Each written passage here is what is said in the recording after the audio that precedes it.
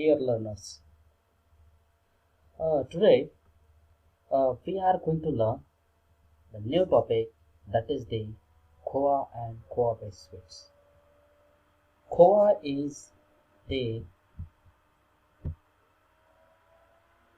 one of the major indigenous dairy product, and by using this Khoa, the many indigenous dairy products are being prepared.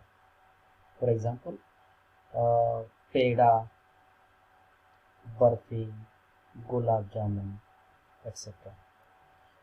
So, in this lecture, we are going to see the method of manufacturing of Khoa, different types of the Khoa, and the packaging materials of Khoa, as the Khoa is having very low keeping quality. Therefore, in this lecture, we are also going to learn about the various packaging materials which are used to enhance the shelf life of Khoa.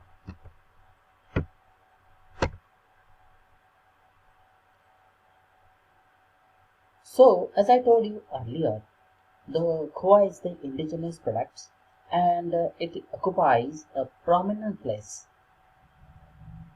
and it forms the base for the number of sweet delicacies. The Khoa in some part of India is also called as the Khoya, Mawa, Kawa, or Palkhova. Khoa is a heat desiccated indigenous dairy product, and it is the main base product for the many sweetmeats. And about 7% of the milk produced in country is utilized for the production of this product, that is the Khoa. Gulab jamun, kala jamun, kalakand, and barfi are some of the few important indigenous dairy products which are prepared by using the Khoa. And to manufacture this Khoa, various traditional methods and some improved methods are used. Whereas improved methods, the scrap surface heat exchangers, thin film scrap surface heat exchangers, and the various alternative methods, roller drying, membrane technology, reverse osmosis, such methods or such technologies are also used to prepare the Khoa. Now let's see the definition of the Khoa.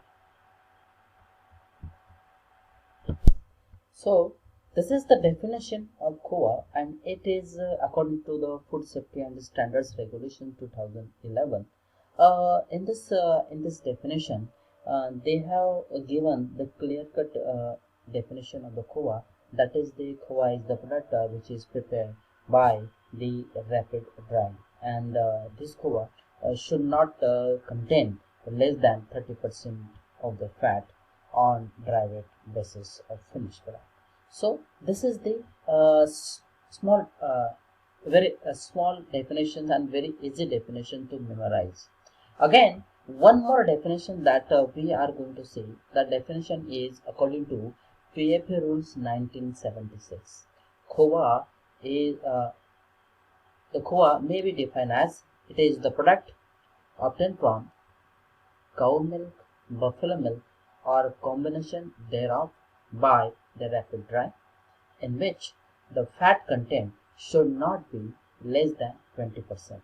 So, according to PAP rules 1976, Khoa should not be less than 20%, whereas in this definition, that is the Food Safety and Standard Regulation 2011, the fat percentage should not be less than 30%.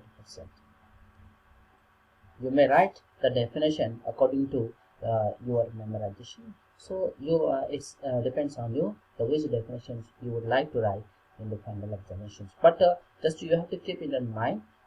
Here in this definition, the 30% of the fat is given, whereas in the PFA rules 1976 the fat percentage should not be less than the 20%.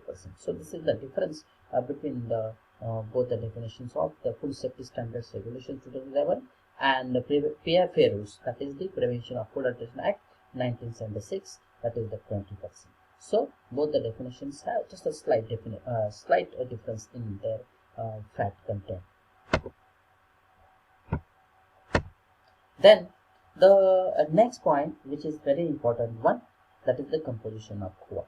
So you have to memorize the composition of the Khoa, and here in this slide the types of milk, that is the cow, whether that is the cow milk or the buffalo milk is given, and then the moisture, fat, protein, lactose, ash, iron is given for the both type of the.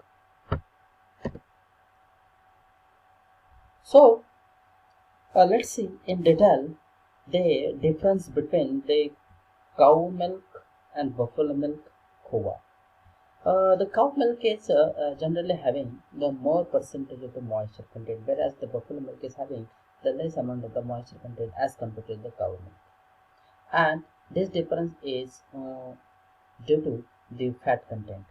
In the buffalo milk, the more is the fat present. Therefore, in cow milk, the moisture content is very high as compared to the buffalo milk. In cow milk, the moisture content is 25.6%, fat is the 25.7%, protein content 19.2%, whereas the lactose is 25.5%, ash content is 3.8%, and iron content 103 ppm, that is the parts per million, whereas in the buffalo milk the iron content is 101 ppm, that is the parts per million.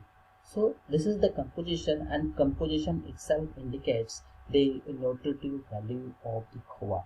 So by weighing all this content, that is the moisture, fat, protein, lactose, ash, and iron content, you can imagine the food and nutritive value of Khoa. So let's see the next slide. Types of Khoa. As I told you earlier in the introductory part, that is the Khoa is having the three different types, that is the Pindi, Dhar, and the Danida. And this classification is based on the texture, composition, and body characteristics of the end product. And on the basis of the body and texture of the Khoa, this Khoa is classified in three different types, that is the Pindi, Dhar, and the Danida. Now let's see the Pindi type of the Khoa. So this is the photograph of the Pindi type of the Khoa. This variety is identified as the circular ball of hemispherical fat with the compact mass, homogeneous and smooth textures. When we fill the Khoa in our hands, so then we can feel the smooth texture of the Khoa, that is the which one is the homogeneous one. When we fill the Khoa, in that case we can easily say, we may easily classify the Khoa on the basis of the body and texture of the Khoa. So if the Khoa is having the hemispherical fat with the compact mass and the homogeneous and the smooth texture, in that case we can say that this is the Pindi type of the Khoa. And it shall not show any sign of the fat leakage or the presence of the free water in that. So this type of the Khoa is generally the without free water, and it is not showing any sign of the fat leakage. It possesses the pleasant cooked flavor and devoid of objectionable taste like burnt or acidic etc. So it is not having any objectionable taste like the burnt and acid. It means this Khoa is not heated too much. And what is the use of this type of the Khoa? That is the Pindi type of Khoa. For what purpose this Pindi type of Khoa is used? The variety of this Khoa is used to manufacture, to prepare the burfi, peda and other sweetmeats. So this is the Pindi type of the Khoa, and you can now recognize the Pindi type of the Khoa. So to recognize to identify the Pindi type of Khoa, just we have to keep it in our mind. This type of the Khoa generally not show the sign of the fat leakage, and not showing the presence of any free water, and the hemispherical fat with a compact mass, homogeneous and smooth texture. So by this way we can say that this is the Pindi type of Khoa, and the Pindi type of Khoa is generally used to manufacture the burfi, peda, etc. So this is all about the Pindi type of the Khoa. Now the next one is Dhap Khoa. It is the raw, or you may say the kacha Khoa, characterized by the loose but smooth texture and soft grains and sticky body. It means that it is having the moisture percent. It is having the more moisture percent, and therefore it shows the smooth texture and soft grains and sticky body. This type of the Khoa, Dhap type of the Khoa, it generally shows the highest percentage of the moisture over other varieties, that is the Pindi and the Danida. When we compare the three different types of the Khoa, in that Khoa, the Dhap is having the more moisture percent, and this high moisture is necessary to provide the adequate free water for soaking of the maida.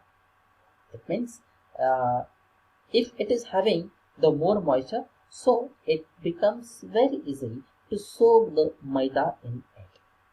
Maida means that is the refined wheat flour, and semolina, that is the suji, for homogeneous distribution of other ingredients in the preparation of smooth gulab jamun balls. So when I said the free water is necessary to soak the maida, in this way you can easily understand that this type of the Khoa, that is the Dhap, is used for gulab jamun preparation. So not necessary to tell you again that this type of the Khoa is used for the gulab jamun preparation. This variety of Khoa is used in the manufacture of gulab jamun, kala jamun, pantua, carrot halwa, etc. So this type of Khoa, that is the Dhap type of Khoa, is generally is having the more moisture content. So this is the main characteristics of this type of the Khoa, and it is also called as the kacha Khoa or the raw Khoa, which is having the smooth texture, soft grains and the sticky body. Then the third one, that is the Danida type of the Khoa, and a name itself indicates the what type of the Khoa is this. That is the Danida, means small grains. It means the texture is having the granular texture with the hard grains of the different sizes and shape embedded in viscous syrup. So it is a slightly sour milk. It is prepared by using the slightly sour milk, and it is preferred in the manufacture of in this variety as it yields the granular texture. This variety of Khoa is used in the manufacture of kalakand, milk cake, etc. As this is having, as name itself indicates, Danida, it means it is having the granular texture, and it is used for the preparation of kalakand and milk cake. So these are the three different types of the Khoas, that is the Dhap, Pindi and Danida, which is all as having the different characteristics.